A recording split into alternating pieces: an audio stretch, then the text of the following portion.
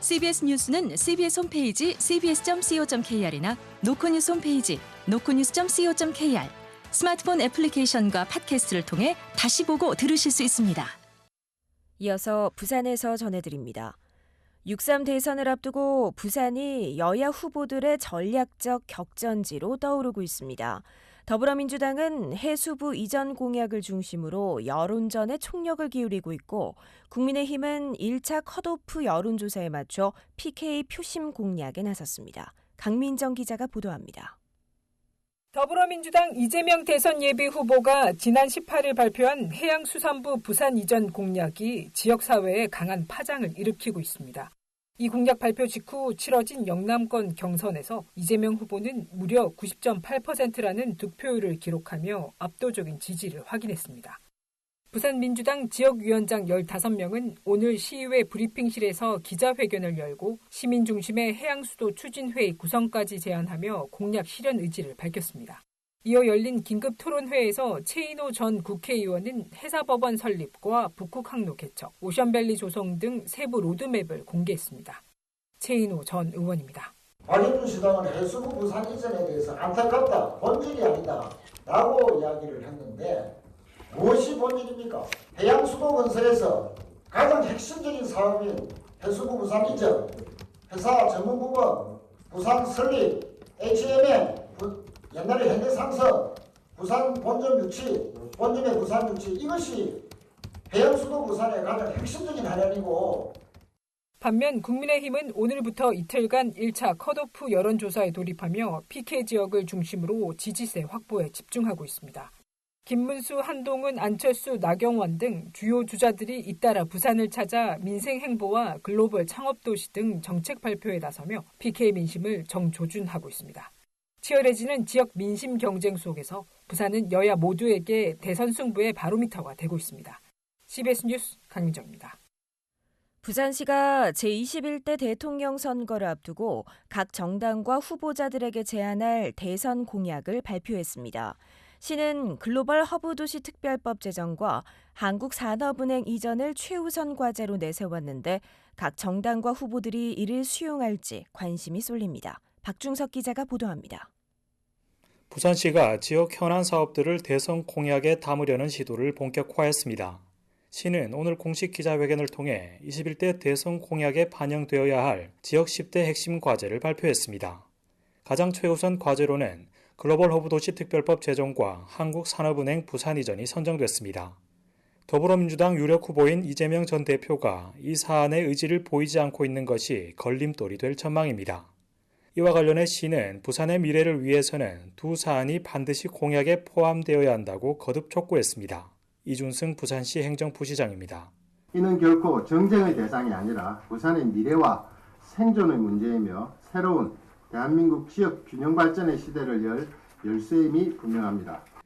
해사 전문법원 부산 설립과 가덕도 신공항 2단계 확장, 가덕도 신공항 공사 설립, 차세대 부산형 수서급행철도 구축도 우선 과제에 포함됐습니다. 인공지능 양자산업융합연구소 설립과 전력반도체 파워시티 조성, 노포역 일원 통합개발, 국립영상게임플렉스 유치, 낙동강 하구 국가 3대 녹지 지정도 10대 핵심 과제에 들어갔습니다. 시는 선정된 과제를 오늘 각 시당에 정식으로 제안하고 중앙당과의 소통 채널을 가동할 계획입니다. CBS 뉴스 박중석입니다. 부산의 한 병원에서 28개월 여아가 무릎 수술을 받은 뒤 극심한 고통을 호소하다 하루 만에 숨졌습니다. 유족은 병원 측 과실이 있었다고 주장하는 가운데 병원은 할 수 있는 조치는 다 했다고 맞서고 있습니다. 김혜민 기자가 보도합니다. 생후 28개월 된 A양은 지난 1월 20일 무릎 통증으로 부산 해운대구의 한 병원을 찾았습니다. 세균 감염으로 무릎에 고름이 생기는 화동성 슬관절염 진단이 내려졌고 다음 날 응급수술을 받았습니다. 수술을 마친 A양은 고열과 구토 증세를 보였고 저녁 시간대 회진훈 주치의에게 증세를 설명하자 소아과에 협진을 요청하겠다고 말했습니다. A양은 새벽 내내 온몸을 대굴대굴 구를 정도로 아파했지만 병원 측에선 이미 추가 진통제를 모두 맞아 주치의가 출근할 때까지 기다려야 한다는 답이 돌아왔습니다. 다음 날 점심 이뤄진 두 번째 회진에서도 주치의는 전날과 같은 말을 했으며 당시 의무기록지엔 이상 소견은 관찰되지 않았다고 기재했습니다. 얼마 뒤 심정지에 빠진 A양은 결국 숨졌고 사인은 폐혈증 쇼크였습니다. A양 측은 극심한 통증을 호소하는데도 병원 측이 중환자실로 옮기거나 다른 과와 협진하지 않았다며 처치에 문제가 있었다고 주장합니다. A양 어머니입니다. 소아과 협진해주겠다 해놓고서 협진도 안 해놓으셨고 오전에 소아과 선생님이 한 명만이라도 그 많은 의료진들이 있으면서 그렇게 아무것도 안 할 수가 있는지. 반면 병원 측은 내부 검토 결과 의료가 실은 없었으며 기피 현상이 나타나는 필수 의료 분야인데도 최선을 다해 치료했다고 반박합니다. 병원 관계자입니다. 하다가도 그런 케이스가 발생할 수 있는 이런 수술에 문제가 없었던 부분이니까 그래서는 또 환자를 안 본 게 아니라 환자를 바로 보시고 또 바로 또 대응 조치를 해주시고. 현재 A양 측은 병원을 상대로 소송을 제기한 상태며 의료 과실 여부는 결국 법원 판단으로 가려지게 됐습니다. CBS 뉴스 김혜민입니다. 부산세관이 최근 2차 전지 기업 금양본사 등을 압수수색하고 몽골 광산 투자 과정 전반을 조사하고 있습니다. 세관은 자금 흐름과 투자 적정성 여부 등을 들여다보고 있으며 금양은 수사에 협조 중이라고 밝혔습니다. 금양은 지난해 불성실 공시로 지정됐고 현재는 감사 의견 거절로 상장 폐지 위기에 놓여 있습니다. 부산 대저대교 건설을 중지해달라며 시민단체 등이 법원에 낸 가처분 신청이 받아들여지지 않았습니다. 부산지법 행정 1부는 낙동강 하구 지키기 전국시민행동 등이 부산시를 상대로 낸 대저대교 건설 중지 가처분 신청을 환경단체와 일부 신청인의 적격성이 인정되지 않는다며 각하했습니다. 앞서 환경단체들은 부산시의 대저대교 건설 사업이 친환경적 도로 건설에 대한 기대권을 침해한다며 소송을 제기했으며 본안 소송 첫 기일은 6월 19일로 예정돼 있습니다. 부산 변호사회는 오늘 성명을 통해 부산에 해사법원을 설치하겠다는 더불어민주당 이재명 대선 경선 후보의 공약을 환영했습니다. 변호사회는 연간 수천억 원에 달하는 국부 해외 유출을 막고 지역 균형 발전을 이루기 위해서는 해양 수도 부산에 해사법원을 설치해야 하며 다른 대선 후보들도 이를 조속히 대선 공약으로 채택하라고 촉구했습니다.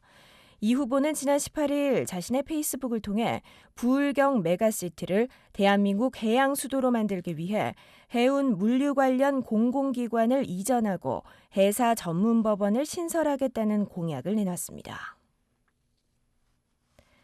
부산지법 형사 5부는 홧김에 모텔 객실에 불을 지른 혐의로 기소된 50대 A씨에게 징역 3년을 선고했습니다. A씨는 지난 2월 3일 밤 9시 15분쯤 동구 초량동의 한 모텔 객실 침대에 라이터로 불을 질러 200만 원 상당의 재산 피해를 낸 혐의로 재판에 넘겨졌습니다. 재판부는 다수의 투숙객이 있을 것으로 예상되는데도 객실에서 불을 질러 실제로 10여 명이 대피했으며 동종범죄로 처벌받은 전력이 있는 점 등을 고려했다고 양형 이유를 밝혔습니다. 어제 아침 7시 50분쯤 부산 강서구의 한 케이블 제조 공장에서 60대 남성 A씨가 화물용 승강기 1층 바닥에 쓰러져 숨져 있는 것을 직장 동료들이 발견해 경찰에 신고했습니다. 날씨입니다. 부산은 내일 새벽부터 비가 내리기 시작해 밤 늦게쯤 그치겠습니다. 예상되는 강우량은 20에서 60mm입니다.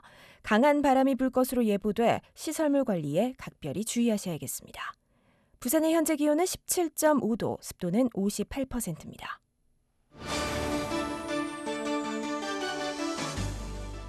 CBS 저녁 종합 뉴스를 마칩니다. 지금까지 진행해 기술 차유진, 기자 박중석, 아나운서 김장현이었습니다.